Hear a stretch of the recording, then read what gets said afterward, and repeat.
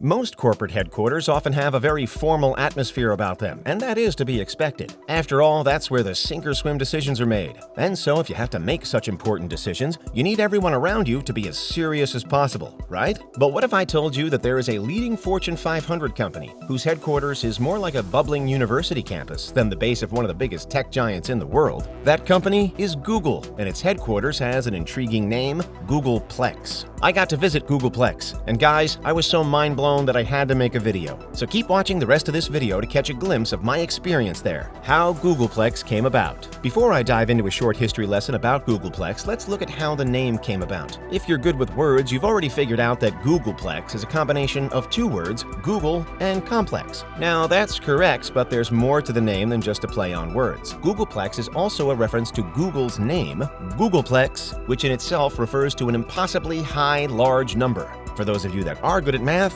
its mathematical expression is something like 10 to the 10,100th power, or 10 to the Google power. Since I was never really great at math, how about we get back to my history lesson? Great things, they say, have small beginnings, and that is the case with Google, which had its first office in a chaotic Silicon Valley garage, overflowing with desks resting on sawhorses. By 2003, some 5 years after its founding, Google had joined the League of Tech Giants, and so it had overgrown its then cramped headquarters. So the company leased part of a property located at 1600 Amphitheater Parkway in Mountain View, California, that belongs to a popular Hollywood effect company known as Silicon Graphics. Unlike most companies, Google didn't erase any of the property's history. Rather, they hired a certain architect and interior design expert called Clive Wilkinson to redesign the property into something that would reflect their brand, vision, and work culture. And what Wilkinson came up with would revolutionize the concept of corporate headquarters. So, by 2006, when Google had acquired the property for $319 million,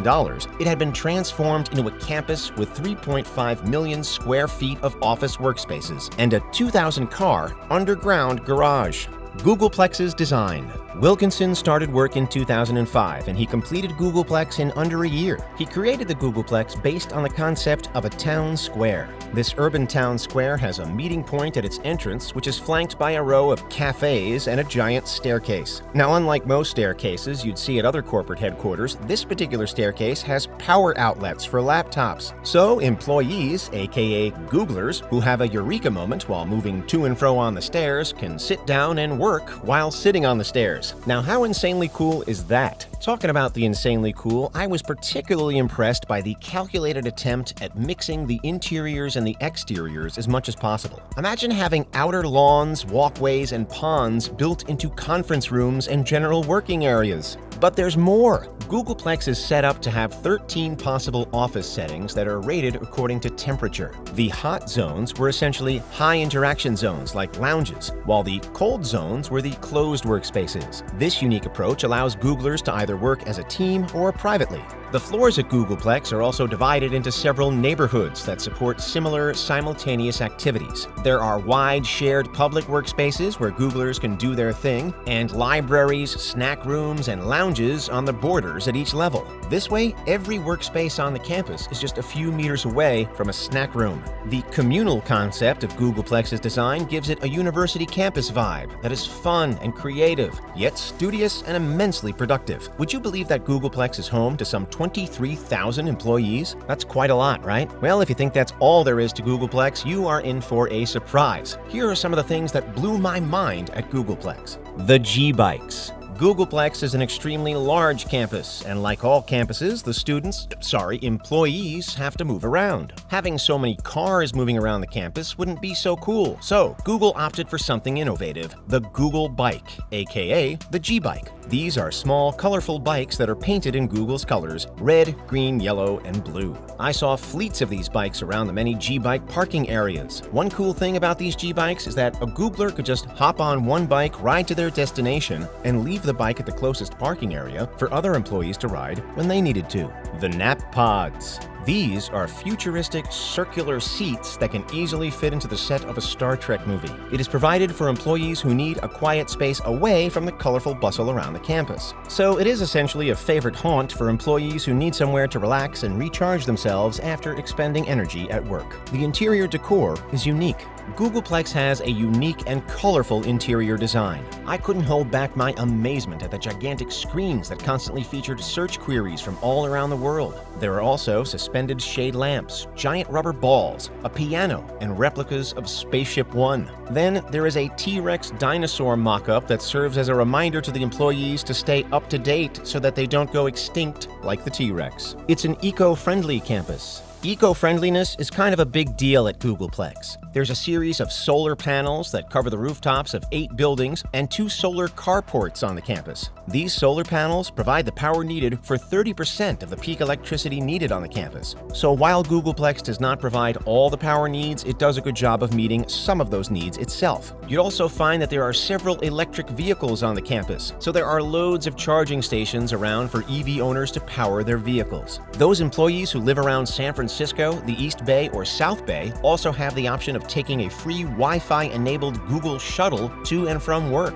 The shuttles are powered by a fuel blend of 95% petroleum diesel and 5% biodiesel and have the latest emissions reduction technology. But here's where it gets even more interesting. There are 2 organic gardens and an apiary called Honeyplex right on the ground of the campus. So veggies, fruits, herbs, and honey can be harvested on site. Loads of free food.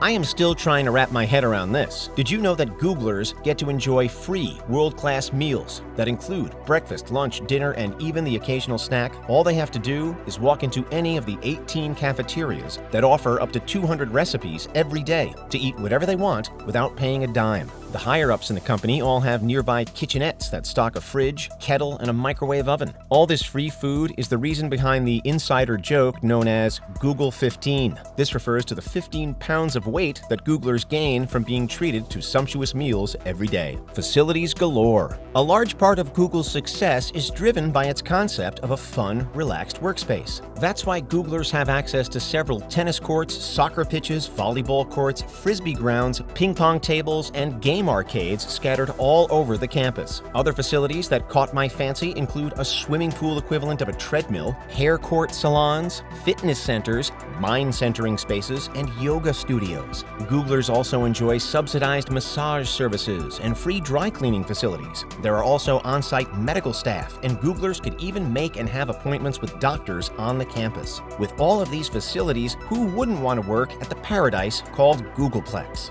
The Android Sculpture Garden. There is a sculpture garden that features various Android statues that represent a version of the Android software. The Android statues are all named after sweets and candies. I remember seeing the cupcake, donut, ice cream sandwich, Kit Kat, gingerbread, and honeycomb Android statues. It is difficult to imagine Googleplex being the headquarters of one of the biggest tech companies in the world. Besides having the loose structure of a university campus, there's a vibe that makes it more of a well-coordinated and closely knit community than a corporate work environment. So that's that about Google's insane headquarters. Do you think the word insane best describes Googleplex? If not, what would you rather call it? Let me know your thoughts in the comments below. Thanks for watching.